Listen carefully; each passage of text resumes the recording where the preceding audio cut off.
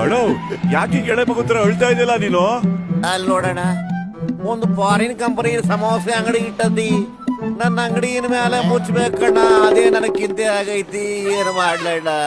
ಆದ್ರೆ ನಿಮ್ಮ ಅಂಗಡಿ ಯಾಕಣ್ಣ ಮುಚ್ಬೇಕಾಗತ್ತೆ? ಆ ಬ್ಯಾನರ್ ಮ್ಯಾಗ ಏನು ಬರ್ದೈತಿ?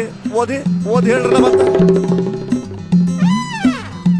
ಇವತ್ತು ನೀವು ತಿನ್ನೋ ಸಮೋಸದಲ್ಲಿ ಯಾವ್ದಾದ್ರು ಒಂದು ಡಬ್ಬದಲ್ಲಿ ನಿಮಗೆ ಚಿನ್ನದ ನಾಣ್ಯ ಸಿಗುತ್ತೆ.